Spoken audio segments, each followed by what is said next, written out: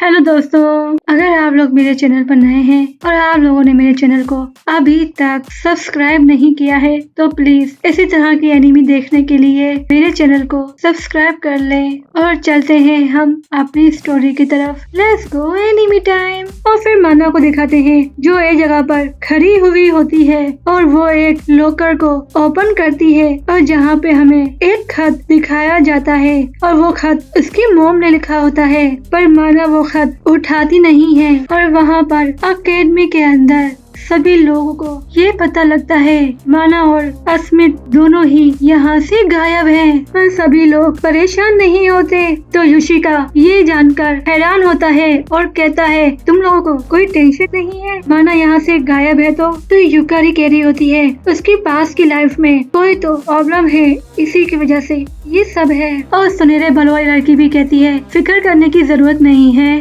और माना गली के कॉर्नर पर बैठी हुई होती है और आते हुए फैमिली को देख रही होती है जैसे वो बहुत ही अकेला फील कर रही हो। और फिर अस्मित आती है और उससे कहती है अब हमें घर चलना चाहिए, सभी लोगों को तुम्हारी फिक्र हो रही होगी। तो तमाकी माना के पास के बारे में बताती है और कह रही होती है माना उस टोकन बॉक्स के अंदर थी जब वो छोटी थी तो उसे कोई टोकन बॉक्स में छोड़कर चला गया था। और कह रही होती है कि वो यतीम खाने में बड़ी हुई है पर वो कभी भी दूसरों बच्चों के साथ ज्यादा बातें नहीं किया करती थी। और फिर सीन माना की तरफ आता है और माना वही लॉकर के पास बैठी हुई होती है। एक आदमी आता है और अपना सारा सामान उसी लॉकर के अंदर रखता है जहाँ पे वो लेटर होता है और उसका लेटर लॉकर के ऊपर रखता है। और माना ये सब देख रही होती है और फिर से वो आदमी आता है और अपना सामान निकाल कर वहाँ से चला जाता है। और फिर माना को दिखाते हैं वो खड़ी होती है, उस लेटर को उठाती है,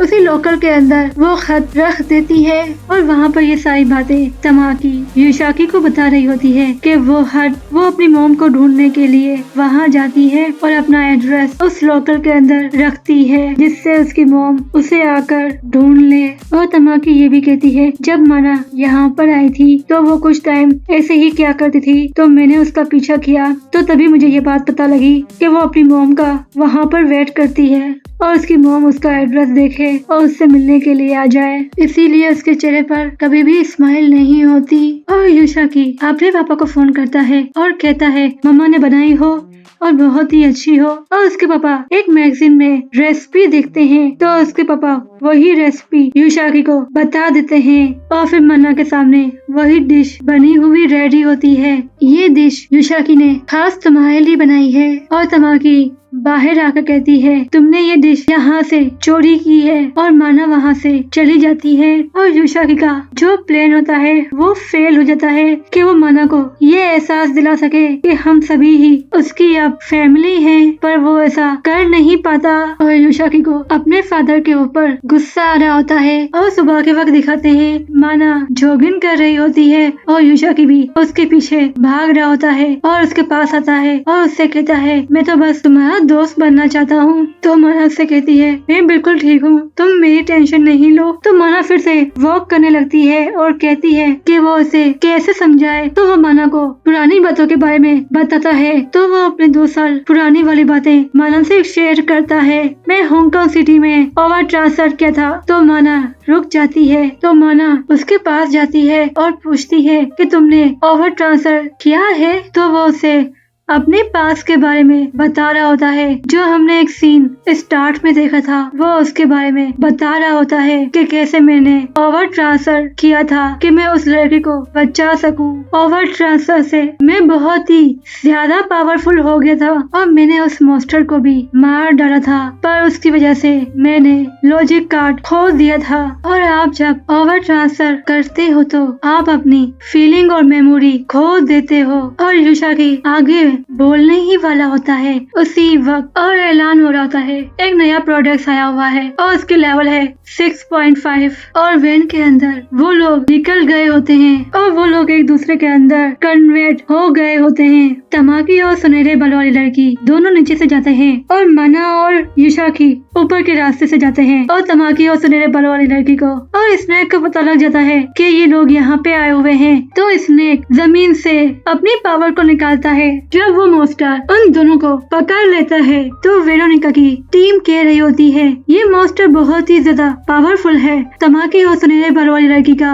पावर खत्म हो रहा है। तो वेरोनिका इन दोनों को कहती है तुम दोनों वापस आ जाओ। वो दोनों बिल्डिंग से बाहर निकल जाती है और वो दोनों 1 से 2 हो जाती है, यानी कि मॉन्स्टर की पावर ने इन दोनों को बहुत ही ज्यादा थका दिया होता है। और वो दोनों कह रही होती है कि माना तो अंदर है और माना को दिखाते हैं और वो अपने गायब वाली पावर को यूज करती है और फिर माना स्नेक पर अटैक करती है, पर स्नेक अपनी पावर से अपने आप को बचा लेता है, वो भी बड़े आराम से। और स्नेक अपनी पावर से ये भी पता लगा लेता है कि माना कहाँ पर है, अटैक कर रही है और स्नेक को पता लग जाता है। तो स्नेक अपने बनाए हुए पावर से उसकी तरफ स्नेक छोड़ता है, पर माना उसके अटैक से बच जाती है और फिर वो जंप लगाती है, दूसरी साइड बैठ जाती है और जब माना निशाना लगाती है तो उसे कहा जाता है कि योशिका की बात मानो, वो लीडर है। तो उसका ध्यान भटक जाता है और स्नेक की पावर उसे पकड़ लेती है और माना बहुत ही बुरे तरीके से इंजर्ड हो जाती है क्योंकि वो स्नेक माना की पावर को अपने अंदर खींच रहा होता है। तो योशिका अपनी शील्ड फेंक कर जिसे उस मॉन्स्टर ने जो माना को पकड़ा होता है और माना आजाद हो जाती है और जैसे ही माना गिरने लगती है तो योशिका उसे पकड़ लेता है और माना को लेकर बिल्डिंग से निकल जाता है। और यहाँ पे हमें एक और चीज का पता लगता है और अस्मित और माना एक दूसरे के अंदर कनेक्ट, पर अस्मित को कुछ भी नहीं हुआ होता